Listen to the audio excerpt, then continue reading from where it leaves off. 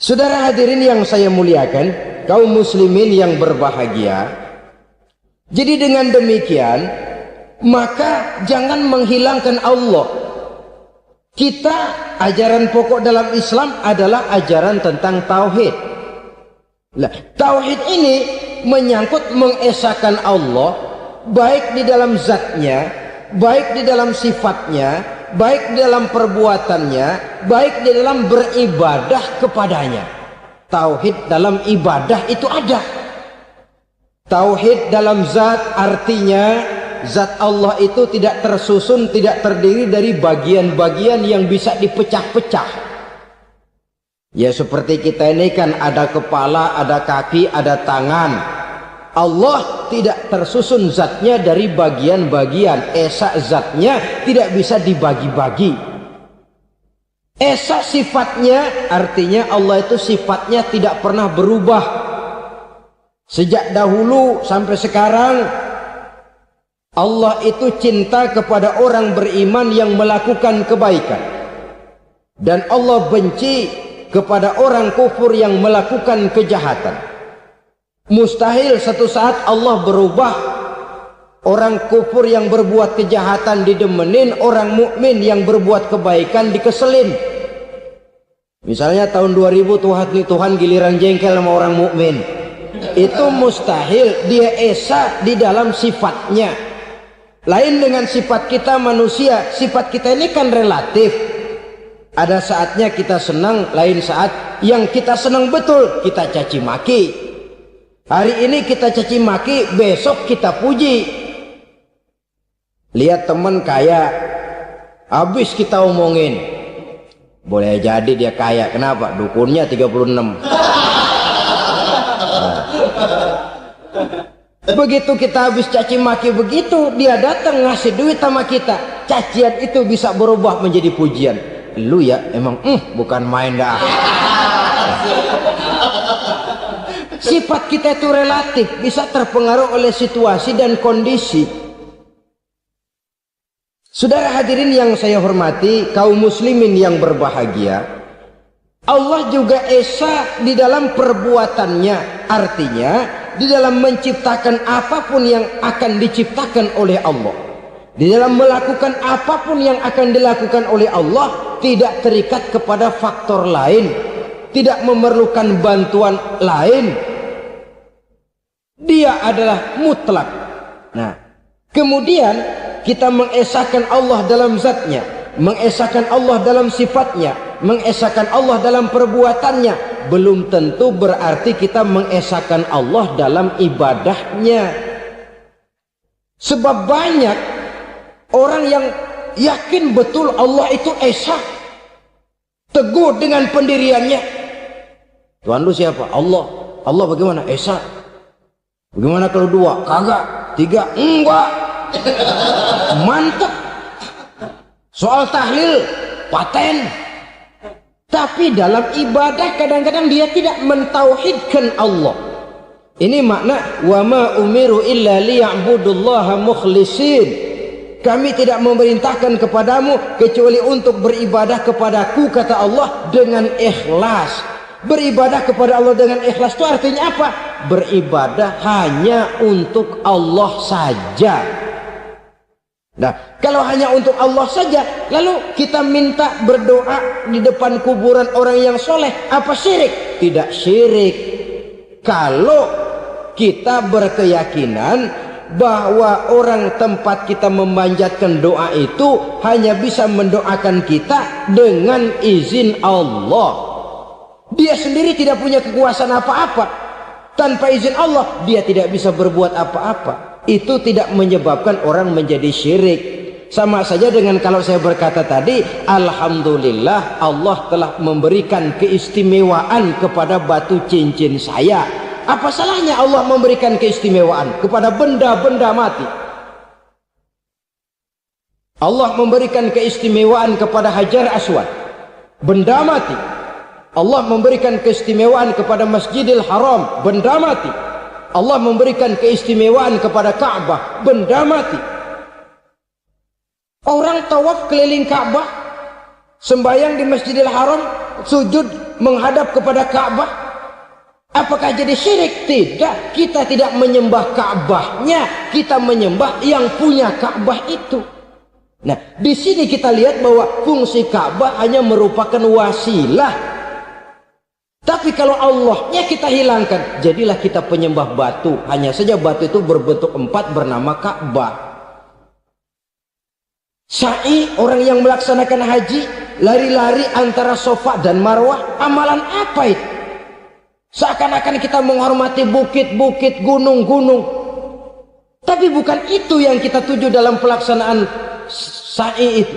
Yang kita tuju adalah ini perintah Allah.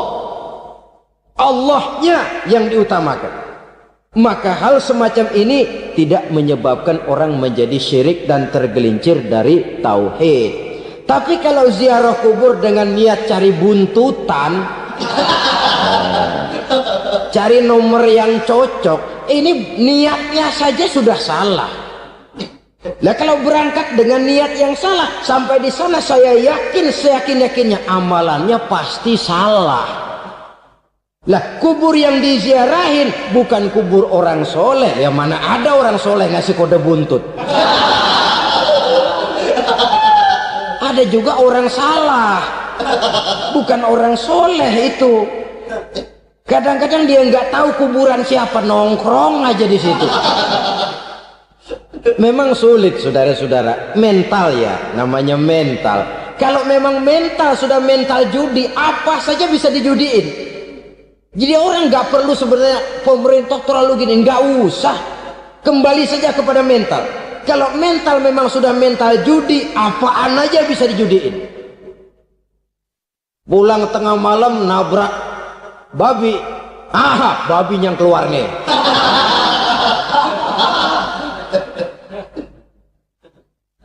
Mobil lewat, nomornya bisa dijudiin. Bajai lewat, bajai bisa dijudiin. Mental. Kalau memang mental sudah mental judi, apapun saja bisa dijudikan.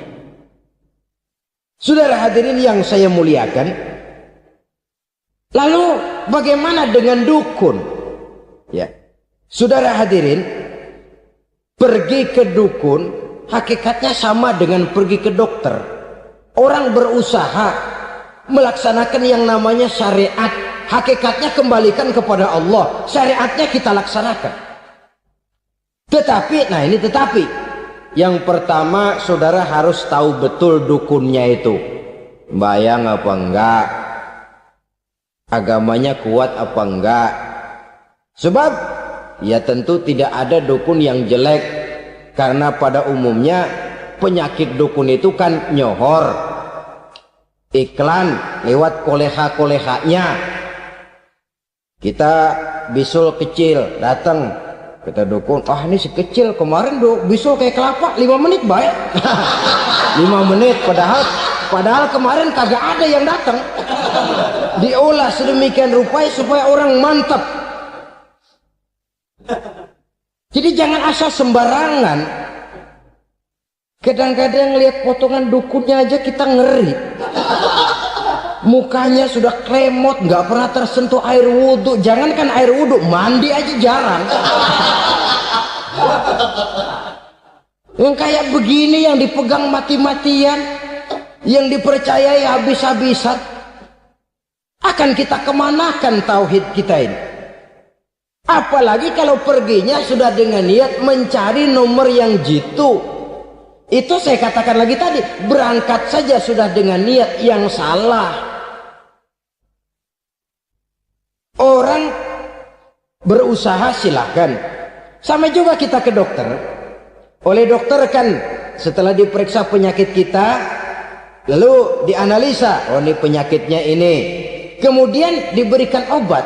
Lah, obat itu kan tentu ada aturan minumnya tuh.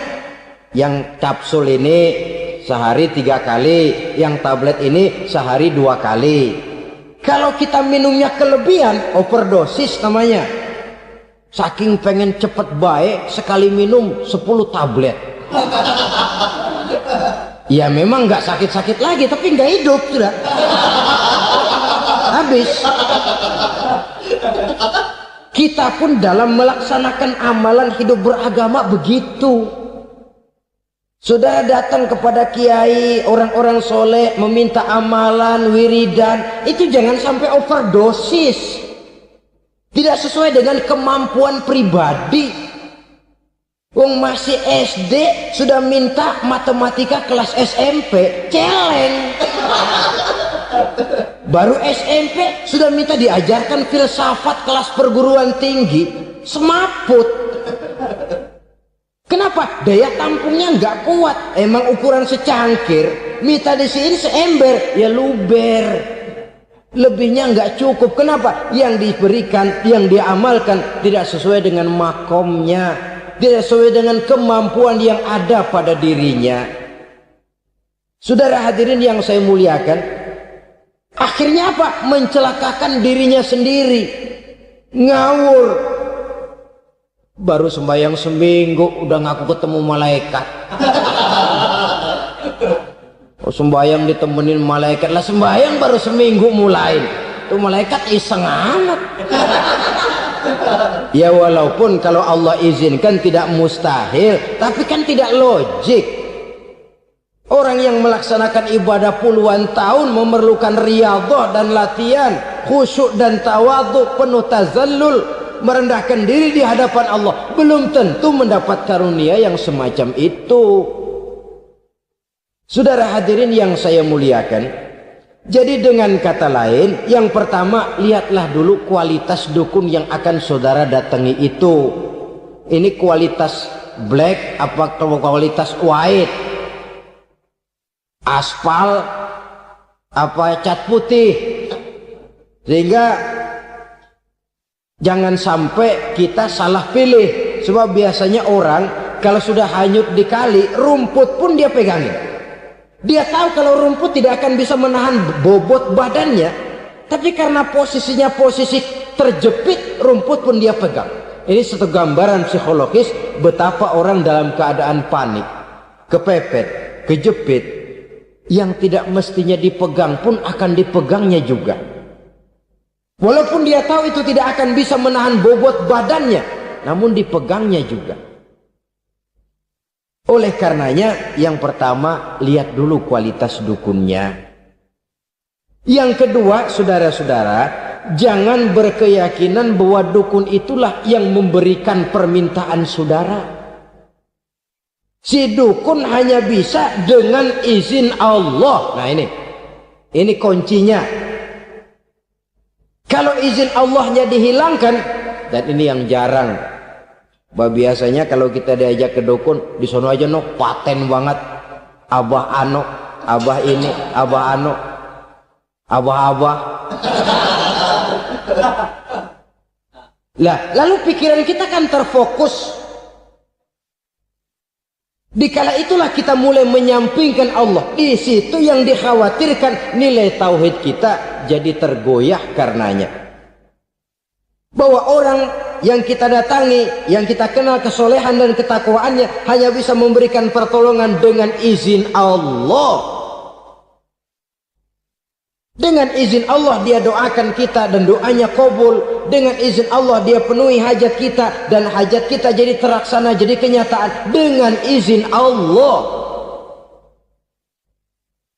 Sebab Allah itu memberikan keistimewaan. Ada waktu istimewa, ada tempat istimewa, ada jam istimewa. Kenapa sih sedekah hari Jumat dengan sedekah hari Kamis pahalanya kok lebih besar hari Jumat? Karena itu waktu istimewa. Kenapa untuk sembahyang sunnah dianjurkan sepertiga malam yang terakhir? Karena itu waktu istimewa. Kenapa doa di multazam, di dekat Hajar Aswad, di Hijr Ismail, di Raudhah dikabulkan Allah? Karena itu tempat istimewa. Memang kadang-kadang ada orang berkata, kalau mau berdoa kenapa mesti di kuburan wali? Di rumah juga berdoa, Tuhan dengar. Betul, Tuhan dengar, bahkan tidak berdoa pun Allah tahu isi hati kita. Tapi soal dikabulkan atau tidak, itu hak Allah. Dan Allah memberikan fasilitas kepada tempat-tempat tertentu dan istimewa. Dan itu diajarkan oleh Nabi. di raudhah, perbanyak doa. Kenapa? Itu tempat yang mustajabah. Artinya Allah memberikan keistimewaan kepada tempat-tempat tertentu.